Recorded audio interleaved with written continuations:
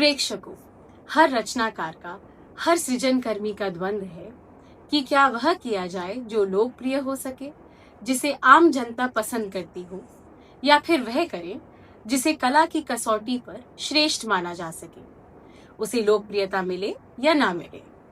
हमारे देश में हर साल बड़ी संख्या में फिल्म प्रदर्शित होती रहती हैं, जिन्हें खूब लोकप्रियता मिलती है, जो व्यवसायिक दृष्टि से काफी सफल मानी जाती हैं। लेकिन जब हम भारतीय सिनेमा की श्रेष्ठता की बात करेंगे, तो ऐसी ज्यादातर फिल्मों का कोई जिक्र नहीं होगा। आम लोगों की अनुभूति के आधार पर लोकप्रियता की कसौटी पर किसी कृति का मूल्यांकन नहीं किया जा सकता है, क्योंकि हर किसी की अनुभूति की संवेदना भी अलग है। रसिकों, किसी कला प्रस्तुति से गुजरना केवल अनुभूति नहीं है। कई बार कोई कलाकृति अपने रंगों के प्रभाव से, अपनी तकनीकों से, अपनी आभा से हमें प्रभावित कर लेती है, एक थ्रिल पैदा कर लेती है, लेकिन केवल इस प्रभाव से ही उसे श्रेष्ठ नहीं माना जा सकता। वास्तव में किसी भी कला विधा से हम दो तरह से जोड़ते हैं। पहला, अनुभूति के स्तर पर, अर्थात कला प्रस्तुति का जो प्रभाव है, हम उसे कैसे अनुभव कर पा रहे हैं, या वह हम पर क्या असर कर पा रही है। दूसरी बात है उसे समझने के प्रयास से, उसकी भाषा, व्याकरण, मुहावरा, तकनीक, प्रक्रिया, पृष्ठभूमि, तमाम चीजों की इनमें भूमिका होती है। अनुभव और समझ का मिला जुला रूप कसौटी का निर्माण करता है। प्रभाव ही नहीं, विचार के स्तर कलाकृति को महत्वपूर्ण बनाते हैं। इसे देखते हुए अनुभव भी करना है और समझना भी है। कलावंत में हमारा प्रयास केवल आपको गतिविधियों की जानकारी देना नहीं है, बल्कि हमारी कोशिश कला जगत के प्रश्नों की ओर भी आपका लगातार ध्यान आकृष्ट करना है। कला के मनोरंजन में विचार और विमर्श को शामिल रखना है। इस 5वें अंक का आरंभ हम हिंदी रंगमंच के प्रसिद्ध रंगकर्मी सूर्य मोहन कुलश्रेष्ठ से बातचीत के साथ कर रहे हैं। भारतेंदु नाट्य अकादमी के निदेशक पद पर वह कार्य कर चुके हैं, कई प्रसिद्ध सम्मान पुरस्कार प्राप्त कर चुके हैं और 5 दशक से अधिक समय से हिंदी रंगमंच की यात्रा में शामिल हैं। आइए मिलते हैं सूर्य मोहन कुलश्रेष्ठ से।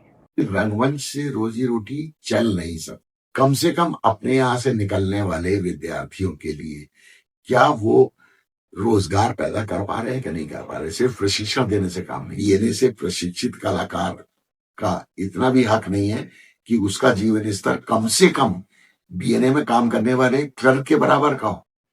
कलावंत में आज हमारे साथ हैं देश के वरिष्ठ रंगकर्मी सूर्य मोहन कुलश्रेष्ठ, संगीत नाटक अकादमी अवार्ड से सम्मानित, लखनऊ स्थित प्रसिद्ध रंगमंच के संस्थान भारतेंदु नाट्य अकादमी के पूर्व निदेशक। 73 वर्षीय कुलश्रेष्ठ जी करीब पिछले 5 दशकों से रंगमंच में सक्रिय हैं। वो भारतेंदु नाट्य अकादमी के पहले बैच के विद्यार्थी भी रहे हैं। मूलतः निर्देशक, मगर लोगों की मांग पर अभिनय भी करते हैं, ज्यादातर नाटकों में पर कभी कभार फिल्मों में। सर, इतनी लंबी यात्रा रही है आपकी रंगमंच की, पीछे मुड़कर देखते हैं तो आपको कैसा लगता है? कभी कभी तो ऐसा लगने लगता है जैसे बिगिनिंग स्टेज में है हम थिएटर में, जहाँ सब कुछ जो कि पुराना जो कुछ भी जाना था, अब ऐसा लगता है कि जैसे कि उसको रिजेक्ट करने का टाइम हो गया। नए तरह का थिएटर, जैसा थिएटर आज की सोसाइटी, आज का समय मांग रहा है, या आज की मतलब थिएटर आर्ट्स को किस दिशा में कैसे जाना चाहिए, वो उसमें बहुत बहुत काम करने को बाकी पड़ा हुआ है। तो ऐसा लगता है कि अब एक असमर्थता सी महसूस होने लगी है कि जितना कुछ बाकी पड़ा हुआ है वो तो एक पूरा समुद्र है, उसमें से कितना हम गहरे बैठ पाएंगे, इसकी चिंता मन में रहती है। पहले जो लोग रंगमंच में आते थे उनमें एक समर्पण रहता था, क्या आज के लोगों में आप ऐसा समर्पण पाते हैं? पहले जो लोग आते थे थिएटर में, उन्हें थिएटर करने में बहुत मजा आता था, और उस मजे के लिए वो आते थे, तो उनका समर्पण अपने मजे के लिए होता था कि मैं थिएटर का आनंद मुझसे छूट ना जाए। ज्यादा लोग जो थे वो इसको कैरियर नहीं बनाते थे। ज्यादातर लोग जो उस वक्त रंगमंच में आते थे वो नौकरी पेशा होते थे, कहीं ना कहीं पे मतलब उनकी रोजी रोटी रंगमंच नहीं था। उनके लिए रंगमंच एक आनंद और एक सामाजिक जिम्मेदारी था। तो ये एक अंतर अब आ गया है, और इस अंतर को कोई बहुत मैं बुरी नजर से नहीं देख। रंगमंच से रोजी रोटी चल नहीं सकती, ये एक सिनेमा से चल सकती है, ओटीटी दूरदर्शन वगैरह से आपकी रोजी रोटी चल सकती है, क्योंकि उन माध्यमों में अ, उनकी रीच बहुत ज्यादा है। अगर हम थिएटर की पर ऑडियंस कॉस्ट देखें कि एक ऑडियंस को नाटक दिखाने में कितना पैसा खर्च होता है, तो सिनेमा और ओटीटी वगैरह टेलीविजन की पर ऑडियंस कॉस्ट से थिएटर की पर ऑडियंस कॉस्ट बहुत ज्यादा है। इसलिए कभी भी कैसी भी स्थिति आ जाए, थिएटर से आप उतना अर्न कर ही नहीं सकते जितना आप सिनेमा और उससे कर सकते, क्योंकि रंगकर्मी कलाकार भी इंसान है, उनकी भी शादियां होती हैं, बच्चे होते हैं, उनका भी इच्छा होती है हम अपना एक मकान खरीदें, अपने बच्चों को अच्छी शिक्षा दें, तो उसके लिए जो पैसा चाहिए वो रंगमंच प्रदान कर ही नहीं सकता है। उसमें इतनी संभावना नहीं है, बहुत महंगा माध्यम है। आप 1000 रुपए का भी टिकट रखें तो भी जितनी आमदनी होती, क्योंकि एक बार में आप ज्यादा से ज्यादा 400-500 लोगों को दिखा पाएंगे रंगमंच, तो जितना पैसा आएगा और जितनी टीम होती है हर बार करने के लिए, उन टीम में जब वो बटेगा तो बहुत कम। हमको ये मतलब ये जिसको कहना चाहिए कि बड़ा अच्छा सपना सा लगता है, या कहने में बहुत अच्छा लगता है कि हबीब तनवीर ने जिस तरह से प्रोफेशनल थिएटर क्रिएट किया या रतन थियम ने किया। क्या हमने कभी गौर किया है कि हबीब तनवीर के एक्टर्स और उनके साथ काम करने वाले लोगों का जीवन स्तर कैसा था? क्या वैसा जीवन स्तर या रतन थियम के साथ काम करने वाले लोगों का जो जीवन स्तर है वो कैसा है? क्या वैसा जीवन स्तर एनएसडी या भारतीय नाट्य अकादमी से निकलने के बाद, प्रशिक्षण प्राप्त करने के बाद, आज के समय में वैसा जीवन स्तर कोई कलाकार जीना चाहेगा? उसकी इच्छा होती है कि उसके पास भी एक अच्छा घर हो, बच्चे अच्छे एजुकेटेड हो। ये सारी इच्छाएं उसकी उस तरह का, जिस तरह का हबीब साहब ने ग्रुप चलाया, वो सारी चीजें, वो गांव से गरीब लोगों को लेकर आए थे, इसलिए भी उनका ग्रुप चल गया।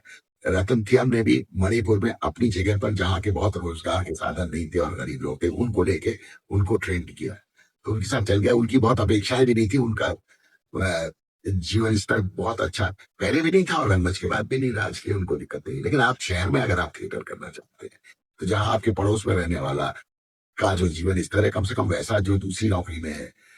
क्या बीएनए से प्रशिक्षित कलाकार का इतना भी हक नहीं है कि उसका जीवन स्तर कम से कम बीएनए में काम करने वाले क्लर्क के बराबर का हो? उतना तो होना ही चाहिए। आप उससे हम ये अपेक्षा करें कि हबीब तनवीर के जैसे ग्रुप में एक मकान में सारे कलाकार छोटे छोटे कमरों में रहते थे, उसी तरह से वो जीवन जिए। मैं हबीब तनवीर की बिल्कुल आलोचना नहीं कर रहा, उन्होंने बहुत बड़ा काम किया है और वो एक विशेष तरह का काम है, लेकिन वो काम एक तरीके से किसी समस्या का, जो रंगमंच की जिन समस्याओं की बात हम लोग कर रहे हैं, उसका हल नहीं है। सर, देश में इतने सारे नाट्य प्रशिक्षण संस्थान हैं, लेकिन कभी किसी ने ये नहीं सोचा कि विद्यार्थी इनसे निकलने के बाद कहाँ जाएंगे और क्या करेंगे? रंगमंच के प्रशिक्षण संस्थान है, उनका फोकस कम से कम रंगमंच के लिए होना चाहिए, और उनको इस बात का भी ध्यान रखना चाहिए कि कम से कम अपने यहाँ से निकलने वाले विद्यार्थियों के लिए क्या वो रोजगार पैदा कर पा रहे हैं कि नहीं कर पा रहे। सिर्फ प्रशिक्षण देने से काम नहीं चलेगा, कहीं और ऐसा प्रशिक्षण का भी व्यवस्था हो कि जो लोग इसको आजीविका नहीं बनाना चाहते लेकिन अच्छा थिएटर करना चाहते हैं, उनके सीखने के लिए कुछ ऐसे प्रशिक्षण संस्थान भी होने चाहिए। मुझे लगता है देश भर में 1 संस्थान या 2 संस्थान, 3 संस्थान, इतनी बड़ी आबादी में, तो ये तो खानापुरी जैसी कि हाँ हम कल्चर के लिए भी कुछ कर रहे हैं। मतलब अगर जितनी तेजी से अगर इंजीनियरिंग कॉलेजेस खुले, मेडिकल कॉलेजेस खुले, क्या नाट्य प्रशिक्षण संस्थान उतनी तेजी से नहीं खुलने चाहिए थे? सर, इन दिनों आपकी क्या व्यस्तताएं हैं और आपने तो काफी नाटक किए हुए हैं, कुछ अगर दिलचस्प आपके अनुभव हो जो आप बताना चाहते हैं? तो हमने भगवत युद्धम, जो 7वीं शताब्दी का एक प्रहसन है, उसको तैयार किया था, उसको लेकर नॉर्वे में शो करने गए थे। जब हम वहां शो करने गए थे तो वो अनुभव की मन में एक बहुत दहशत थी कि हम हिंदी में नाटक कर रहे हैं और हमारी ऑडियंस में एक आदमी भी ऐसा नहीं होने वाला था जिसको हिंदी आती है। तो उसके सामने जब हम नाटक प्रस्तुत करेंगे तो वो उसको कैसे रिसीव करेंगे, उसका क्या रेस्पॉन्स होगा, ये बहुत हमारे सारे एक्टर्स जो थे बहुत दहशत में थे। और जब नाटक खत्म हुआ है तो हम लोग खुद आश्चर्यचकित थे कि ऑडियंस का रेस्पॉन्स ठीक उन्हीं जगह, उन्हीं स्थानों पर लाफ्टर्स, ठीक जगहों पर तालियां बजना, वहीं जहां हमने मतलब एक डायरेक्टर जब प्ले डायरेक्ट करता है तो प्लान करता है कि यहाँ पर लाफ्टर आएगा, यहाँ पर, तो एग्जैक्टली उन्हीं जगहों पर लाफ्टर और उन्हीं जगहों पर तालियां आना, ऐसा लग रहा था जैसे कि पूरा का पूरा नाटक उन तक कम्युनिकेट हो रहा है। इसके बाद और उसके 2 घंटे बाद दूसरा शो था, तो दूसरे शो में फिर एक्टर्स थे वो पूरे कॉन्फिडेंस में आ गए थे कि हाँ हम कर रहे हैं। और वो वैसे तो एक फेस्टिवल था लेकिन उसमें एक ज्यूरी भी थी, 25 देशों का फेस्टिवल था, उसमें ज्यूरी भी थी, और ज्यूरी रोज डिस्कशन करती थी और नोट्स लेती थी और डायरेक्टर से बातचीत होती थी कि आपने अपने कंसेप्ट को लेके, अपने डिजाइन को लेके डायरेक्टर को बोलना होता था, लोग सवाल जवाब करते थे। आखिरी दिन ज्यूरी ने डिक्लेयर किया कि India's play was at the top of this festival, और उसके बाद जो है पूरे शहर में इन सारे देशों के आर्टिस्ट का अपनी अपनी वेशभूषा में और अपने अपने म्यूजिक और डांस के साथ एक प्रोसेशन निकला, बहुत लंबा प्रोसेशन था, हार्डेन शहर में पूरा निकला था। और वहां उस प्रोसेशन को इंडियन फ्लैग के साथ हमको लीड करने के लिए कहा गया, तो उस प्रोसेशन को हमने, इंडियन फ्लैग हमारे हाथ में था।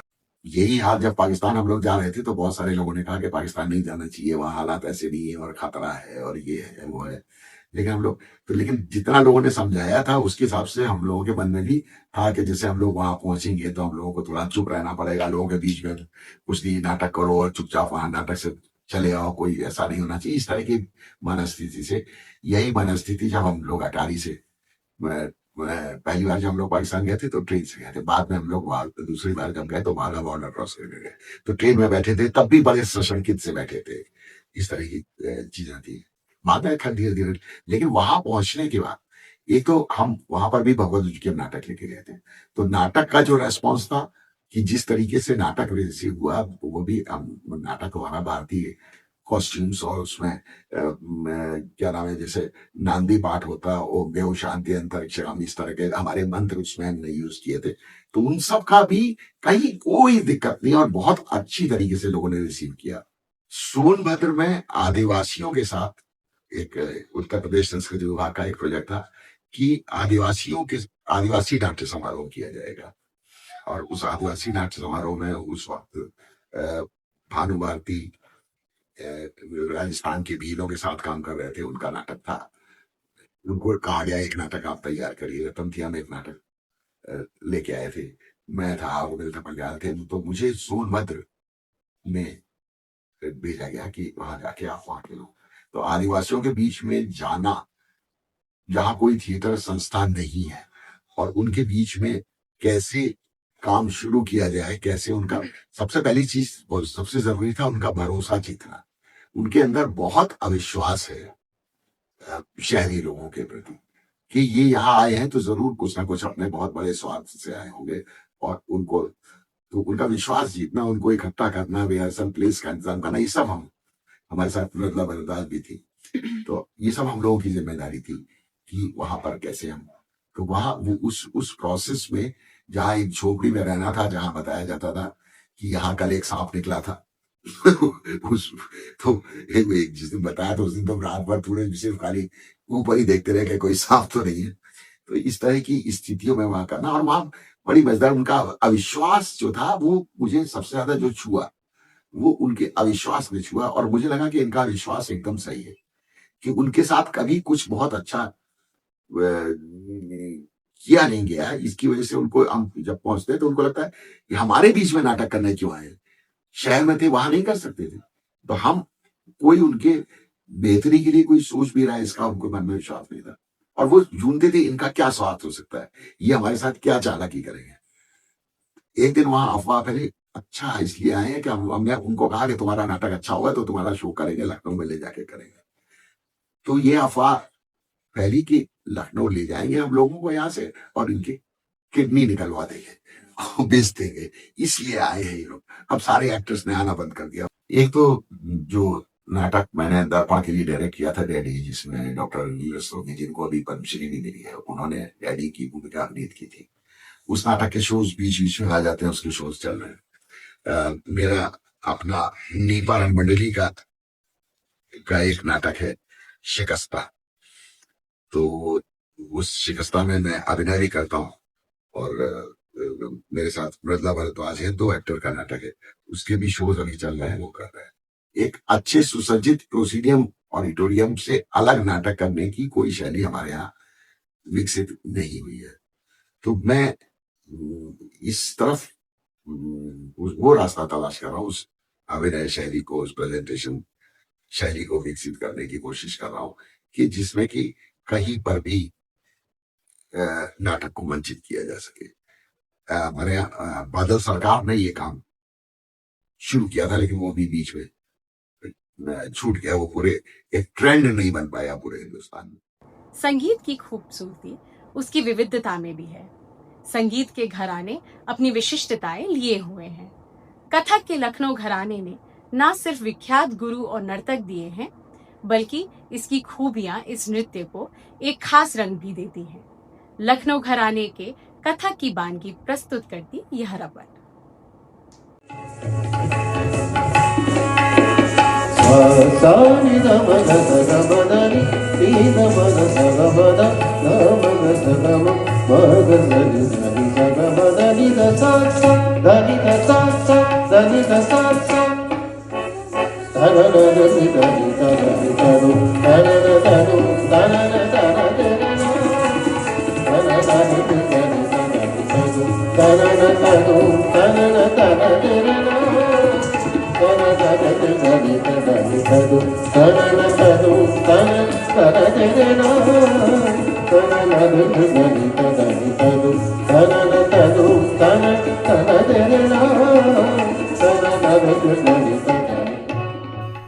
संगीत का हर घराना अपनी खूबियां लिए हुए है, जो उसकी प्रस्तुतियों को न सिर्फ दूसरे घरानों से अलग करता है, बल्कि उस घराने को एक स्वरूप भी प्रदान करता है। हालांकि कई बार एक ही घराने के कलाकारों के संगीत में भी भिन्नता दृष्टिगोचर होती है। कथक का लखनऊ घराना न सिर्फ प्राचीनतम है, बल्कि अपनी खूबियों में विशिष्ट भी है। ये घराना कोमलता, नजाकत, श्रृंगारिकता, लालित्य, अदाकारी और प्रस्तुति की खूबसूरती लिए हुए है। इस घराने के कथक को अपनी नाजुक अदाओं और भावों के प्रदर्शन के लिए विशेष तौर पर जाना जाता है। इसे लखनऊ के नवाबी दौर का प्रभाव भी मान सकते हैं। ठुमरी पर अभिनय और गत निकास का खास अंदाज भी इस घराने का स्वरूप बनाते हैं।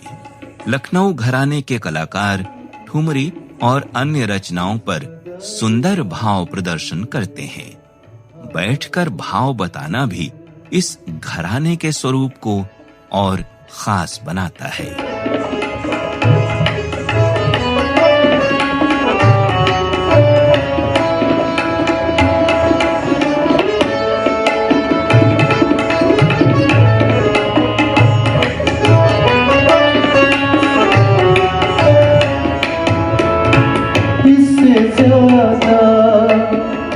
कुछ नहीं था दिल मेरा उनकी खरीद। पिछले दिनों लखनऊ से कथक के गहरे रिश्ते की कुछ बानगी संगीत प्रेमियों के समक्ष थी, जिसका माध्यम बनी लखनऊ पर कई पुस्तकों के लेखक योगेश प्रवीण की स्मृति। दिवंगत योगेश प्रवीण को लखनऊ का महाकोश माना जाता है। उन्होंने लखनऊ पर 50 से अधिक किताबें लिखी। लखनऊ पर उन्होंने ही ये कहा था, लखनऊ है तो महज गुंबदो मीनार नहीं, सिर्फ एक शहर नहीं, कूचाओ बाजार नहीं। लखनऊ है तो महज गुंबदो मीनार नहीं, सिर्फ एक शहर नहीं, कूचाओ बाजार नहीं। तेरे दामन में मोहब्बत के फूल खिलते हैं, तेरी गलियों में फरिश्तों के पते मिलते हैं।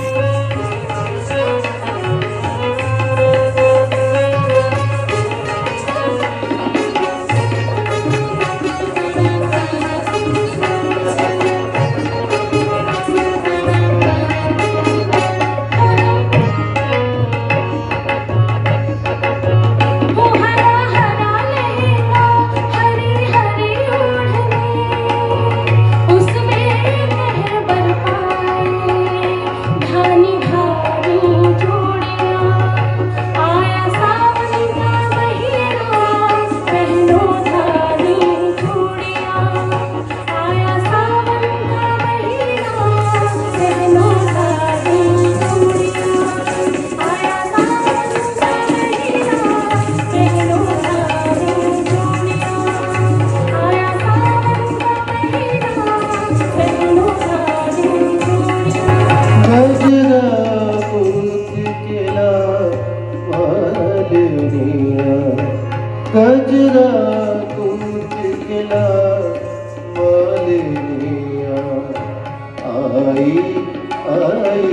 बसंत बहार गजरा दूध केला मालिनिया।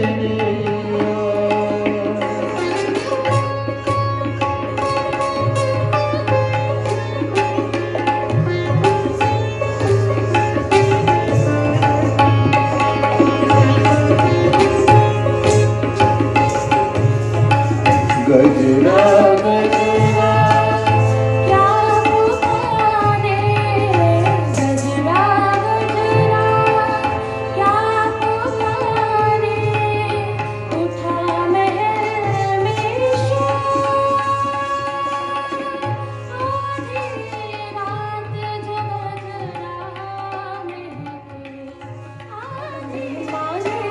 गजरा महके आधी माने नजरिया सवरिया रे वही माने नजरिया सवरिया रे रंगी सारी गुलाबी चुनरिया रे रंगी सारी गुलाबी चुनरिया रे वही माने नजरिया सवरिया रे वही माने नजरिया सवरिया रे मोहे मारे मोहे मारे मोहे मारे मारे मारे मोहे मारे मोहे मारे मोहे मारे मारे मारे मोहे मारे नजरिया सवरिया रे मोहे मारे नजरिया सवरिया रे। वो अपने इंतहा तक नहीं पहुंच पाया। आज भी लखनऊ अपने उन तमाम सिफतों के लिए सारी दुनिया में मशहूर है, जिसके लिए कहा जाता है वही रूप की धूप, वही रंग और रोशनी, वही दोस्ती की खुशबू, मोहब्बत की मोहनी, वही ठुमरी कथक और तिहाई की चोट, सितारों भरे आंचल, कटारी की गोट, चिकन के करिश्मे सजाए बदन, जरीदार जलवे जवां अंजुमन, अपने दिले नाशाद को आशाद करें हम, आओ के लखनऊ को जरा याद करें।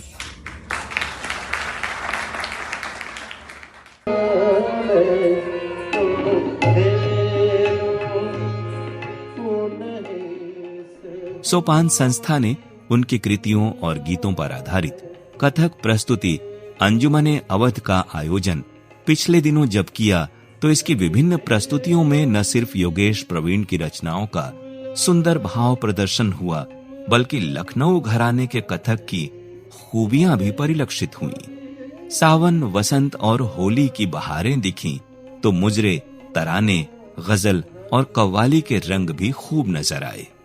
कथक की इन प्रस्तुतियों का नृत्य निर्देशन प्रमुख कथक नृत्यांगना आकांक्षा श्रीवास्तव ने किया था। आकांक्षा कथक के विख्यात गुरु पंडित बिरजू महाराज के शिष्य रहे पंडित अर्जुन मिश्र की शिष्या हैं।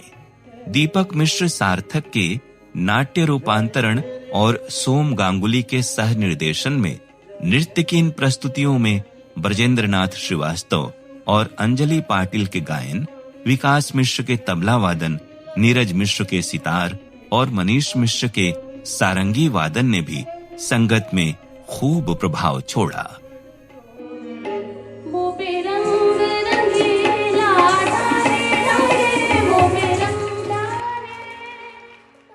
पिछले दिनों हमने दो विख्यात कलाकारों को खो दिया। पंडवानी की पर्याय रही तीजन बाई और रंगमंच की महान शख्सियत विजया मेहता का निधन हो गया। उन्हें हमारी विनम्र श्रद्धांजलि।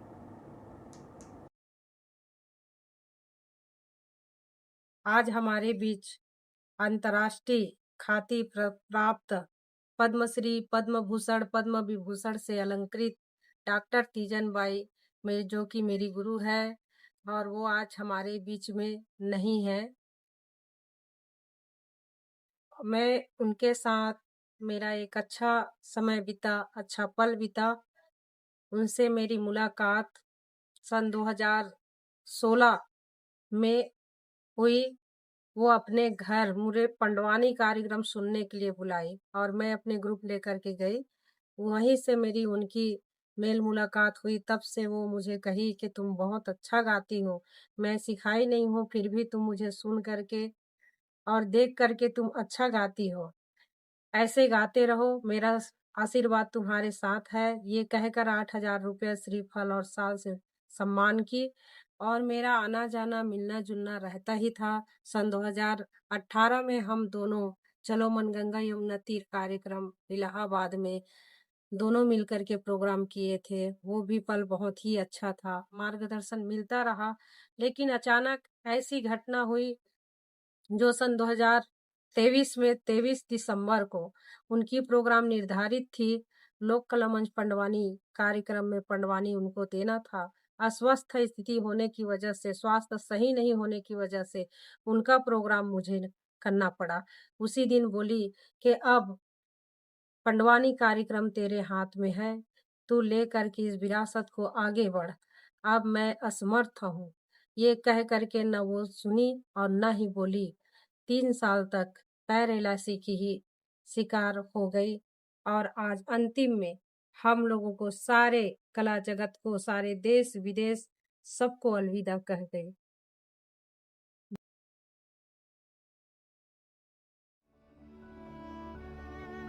आज रंगमंच ने अपनी सबसे धीमी आवाज खो दी।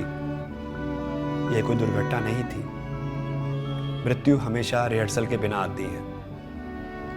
मंच पर रखी एक खाली कुर्सी अभी भी उस कोण पर है, जैसे किसी ने अभी कहा हो, एक बार फिर से। अभिनेता संवाद बोल देंगे, रोशनी समय पर जल उठेगी, दर्शक ताली भी बजाएंगे। केवल एक चीज अपनी जगह वापस नहीं आएगी, वह नजर जो जानती थी कि किस मौन को कितनी देर तक बने रहने देना चाहिए।